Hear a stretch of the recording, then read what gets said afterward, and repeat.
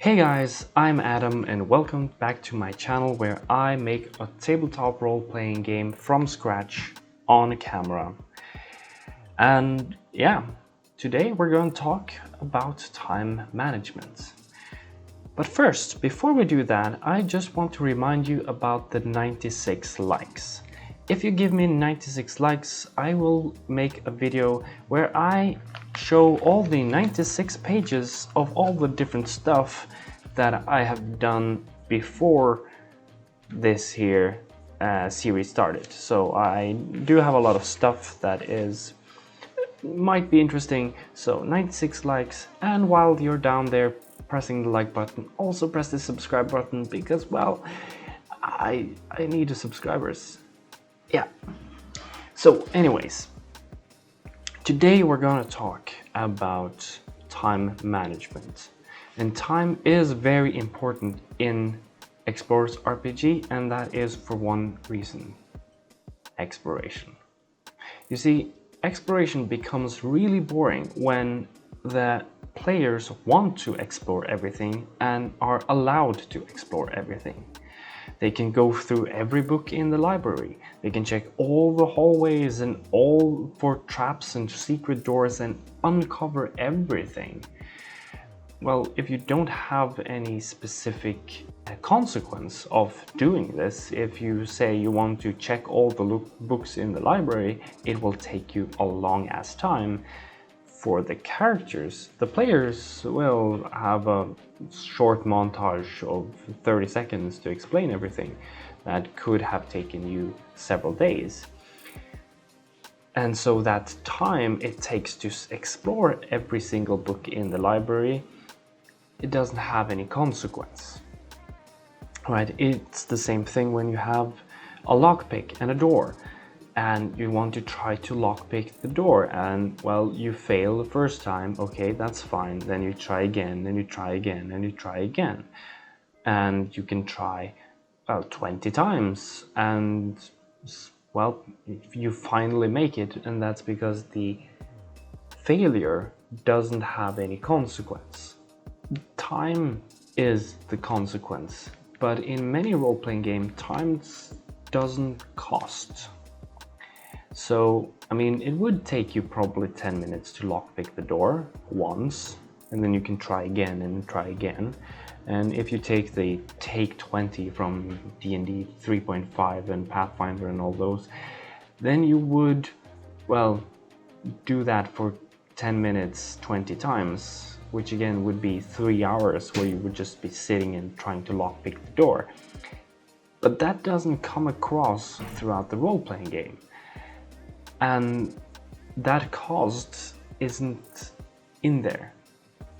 So when time doesn't cost anything, that is when you start to get these artificial rules that say you can only attempt one skill check once on that specific thing. So you can only try to lockpick the door once. And if you've tried that, then you have to try something else before trying to lockpick it again. And I mean, it's weird and it's clunky, and why can't you just put in time as a consequence in your role-playing game, and you'll, well, solve the whole problem. So let's come up with the phrase: you can only spend 8 hours per day to explore the castle. That's one thing that I've said multiple times throughout the videos, that you can only explore the castle for 8 hours. That makes you're fully allowed to spend 3 hours to try to lockpick a door, but then you have the consequence of only having 5 hours left to do the rest of the exploration. So if a player wants to, they can easily say, I want to lockpick this door. And they can try it once and they can say, yeah, okay, you tried, you failed. Okay, and they want to try it again and again and again. And I can say, yes, you can try this. I will give you an automatic success. It will cost you 3 hours. And then the players can deliberate, is this important enough for us to do? And it gives you a lot of benefits. Firstly, players become more efficient because they don't want to waste time looking for stuff that might not be interesting. Secondly, since they are doing the same thing every day, you can reward them with shortcuts. So they can go forward and move forward in the direction they want to do and go where the story goes, and maybe have a few hours to do the certain exploration. This is what I talked about right here, that if the players spend time going all the way around here to get to the keep, that thing here takes a lot of time. It will take them several hours to get to the keep.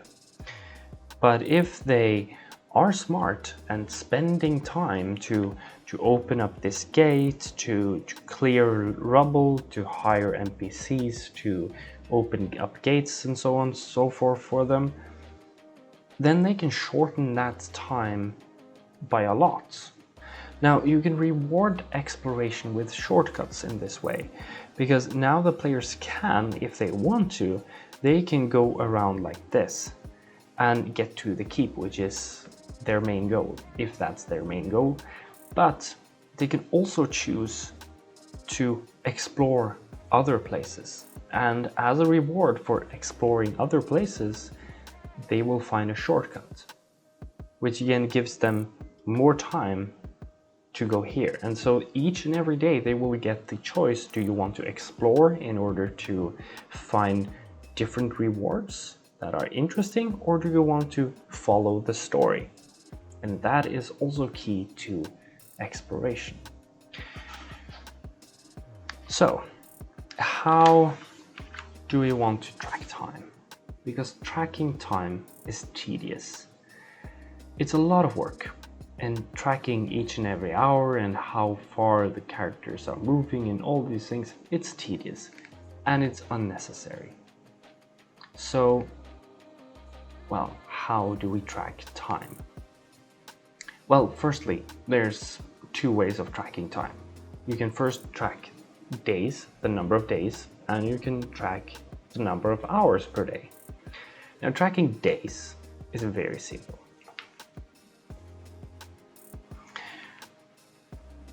Tracking days is very simple because you just use a calendar. When the players are going back to camp and going to sleep and taking a long rest or whatever mechanic I'm figuring out there, that is the time where they'll update their character sheet, right? They'll check how much supplies they have, they'll do their health checks and update everything with their character sheet, and that's also the time where the GM will update their character sheet. And one of those things that they'll be updating is the calendar. Just say, okay, the next day. And then they'll probably do some rolls to figure out what's the weather like, what's the atmosphere like, and so on, what's going to happen during the day. And both the calendar will tell them this is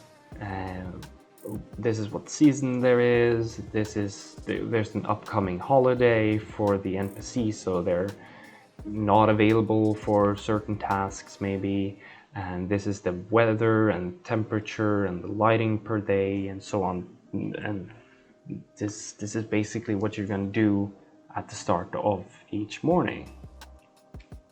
And so this is very simple. Now, tracking hours per day is not that much fun, but I have an idea.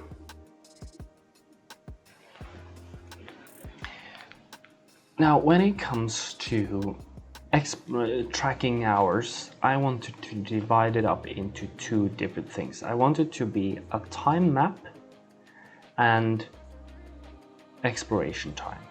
Now, first of all, we will tell the players you have a limited time to be in the castle, and that time they will have to spend to get in and out of the castle and to explore the castle itself. Now, that going in and out part will take time, and that will take the exact amount of time each and every day, and that is why I'm going to use a time map. And then for the exploration time, the time that they're actually doing the different encounters, well, that's basically GM's job to just figure out how much time has probably passed about now. And that is a fairly simple task if you're talking about a couple of hours, or 3 or 4 hours, and so on. But when you're tracking like 16 or 20 hours, that's when you get the problem. And so this is why I'm making it this way. Now the time map itself will be something like this.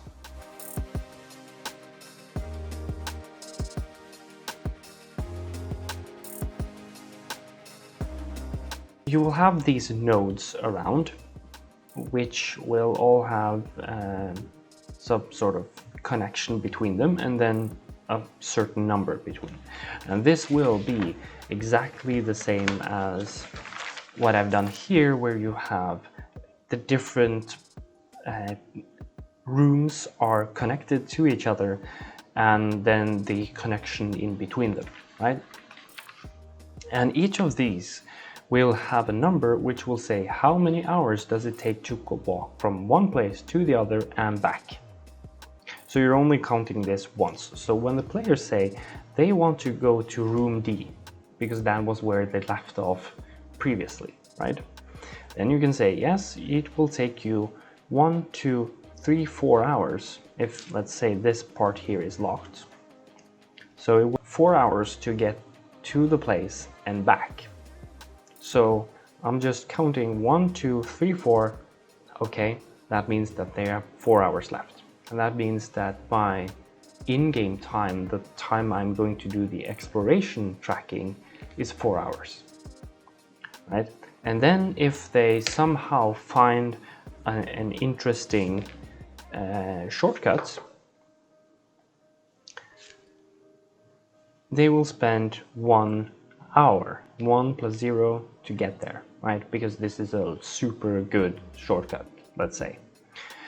And well, if they do so, they will use 1 hour, half an hour to get there and half an hour to get back, which will again leave them with 7 hours to explore. And so this time map, I will eventually make a full map like this. When I get all the encounters and so on, I will get a full map like this where I will say how much time does it take to move from one place to the other. Now, this leaves us with the exploration time. And how can we make the players know that now 8 hours have passed? And how do I say to the players that you can only spend 8 hours here? Now, so you might have noticed the camera died, and well, I didn't notice, and well, I did a lot of stuff in between. So where we left off is, how do you enforce the 8-hour rule that I'm trying to get here? How do I let the players only stay in the ruins for 8 hours? And the answer to that is natural light. So as you can see here, this is how natural light works, the sun, basically.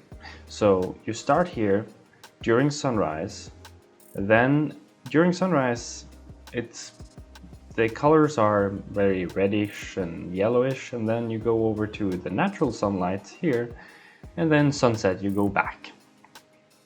And what you might have noticed when you're walking around in the daytime, and especially if you don't have this artificial light that we usually have in modern times, is that during these hours that either are completely dark or when you have these sunset, sunrise moments, the light itself is off. You can definitely walk around and act normally, but if you're in a ruined place where there's hazards, there's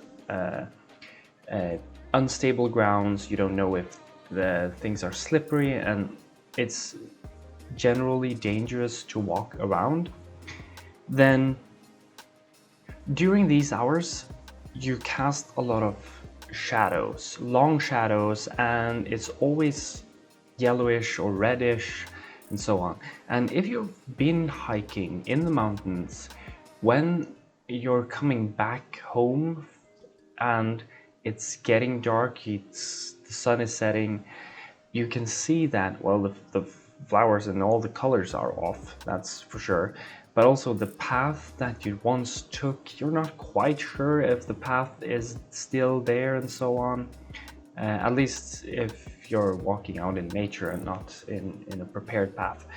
But anyways, this I want to emulate as well. And this is what's going to keep the players from moving around during complete darkness in the ruins. Now you might say, well, you can just use torches and lanterns and so on, and yes, you can. They're a poor substitute from natural light. I mean, if you were in a completely dark room with a treasure chest and you found like, oh, this is a sword.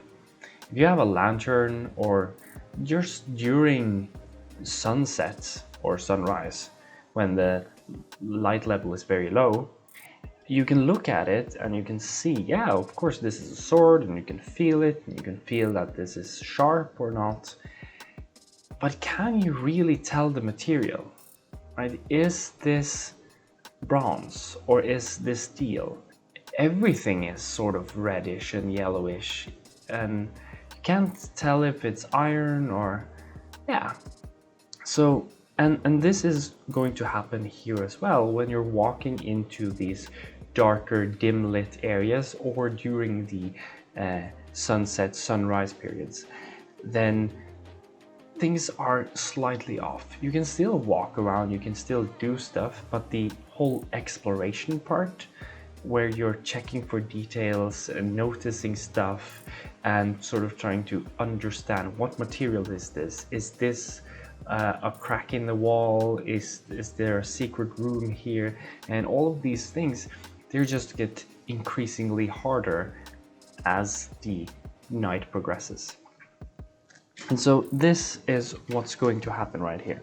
So let's say the players want to walk from A to D. Right? A is campsite, D is their current place they're researching and exploring. And so the GM will say, okay, you go from A to D, have a short description, or just say, yeah, you go there, and then count up 4 hours. And that leaves them with 4 hours of exploration. Now, in reality, these 4 hours means 2 hours to and 2 hours from. But the GM doesn't have to consider that. He just says 4, and then you have 4 hours left. Great. And after 4 hours of exploration, the GM says, it's getting dark, time to head home. And then, well, the players pack their things and head home, do whatever they're supposed to do. And how this happens during this here period with sunlight is that first sunrise happens. Then here they eat breakfast, they do their supplies, and the cleric takes an hour of prayer, and all of these things happen during sunrise. And then after sunrise, they start to travel. And that's the first 2 hours to get to the place they're getting to. So they've spent 2 hours of travel over here. Then they explore for 4 hours. And here the GM says, it's getting dark, time to head home. Now, as you might see here, it's still broad daylight. It's still light outside. So if they now travel back and the GM says it's time to head home, and the players say, yeah, okay, let's head home, they travel back during broad daylight. There's no penalties of walking back through the ruins in broad daylight. And then during sunset and the dark periods, I wrote it down here, they do researching, eating, talk to the NPCs, and all the other refuge stuff that happens during the refuge stage. I'm not quite sure how to mold this yet, but I'm thinking something in of the lines like having 3 actions that you can do during this, which one is like resupply, and training is one, and research is one, and so on. Like, okay, do 3 actions and something like that. I'm not quite sure yet. I haven't thought it out completely, but something like that. But as you might have noticed here, when the GM says it's getting dark, time to head home, it's actually not dark at all. It's still broad daylight. And so this time right here can actually be spent exploring instead. And this is how I figured out the players. They have a lot of different options to do when it comes to getting back to the refuge. So first of all, if the players walk back when the GM says it's getting dark, time to head home, they stop exploring and they can travel back in broad daylight. And they do the refuge stuff, all of these research and all of them, during sunset. And of course, during sunset, it doesn't really matter when you're at camp, because here you have campfires, you have lanterns, you have people walking around, you have stable ground and tents and whatever. So it doesn't really matter. You can walk around fine in those places without any trouble. Now, of course, the players can say, well, we're almost finished with exploring this part. We just need a little bit more time. And so they can, of course, stay until sunset or anywhere in between, but stay until sunset, and they can do exploration in broad daylight. No penalties for exploration. They can just get more exploration done, right? And they travel back, so they extend the exploration period over to here. And then when they travel back, they are traveling back during sunset. And here you start to get penalties, because then you have to have supplies, right? Because now you're having to light up torches and lanterns and so on while you're walking around. And of course you lose time at the refuge, because, well, let's say that you lose 1 action. I'm not quite sure how to gamify this, and if I want to gamify it, but anyways, you get less time at the refuge to do less stuff. And this is again how you model this, because you get less time at the refuge, you can do less stuff. So first of all, here it might be that you're spending supplies to get home, but also you don't have enough time to resupply when you get there during the night and at the refuge. And so if you continuously try to do this stunt right here, you're continuously just getting less and less supply, because you're not able to resupply fast enough. But again, you can easily do that. Now, of course, you can also stay until dark. You can stay the whole period right here.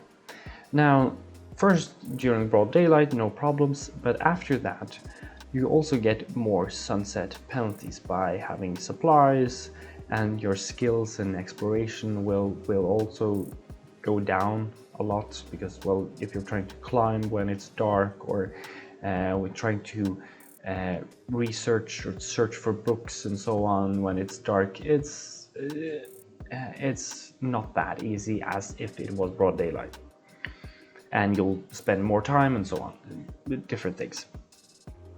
And so this here means that you get penalties, and also you're traveling back during the night, which means that you get no time at refuge. You just go there and sleep.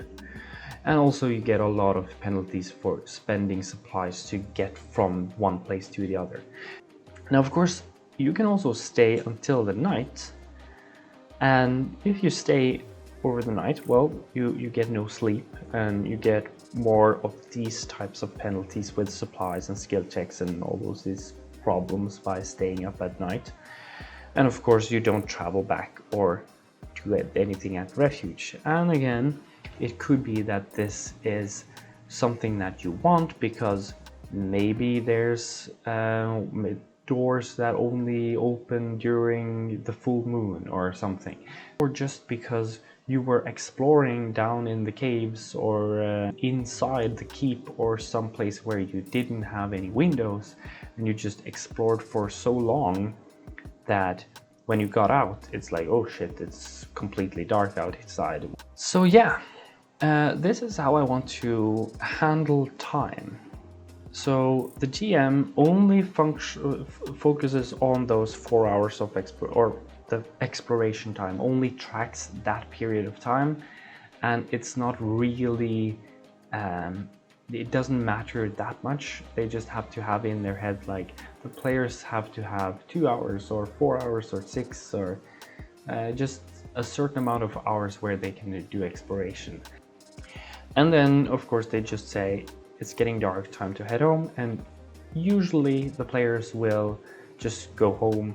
That's a short montage where the players just say, yeah, okay, we're getting home, and the GM says, yeah, you pack your stuff up when you get home.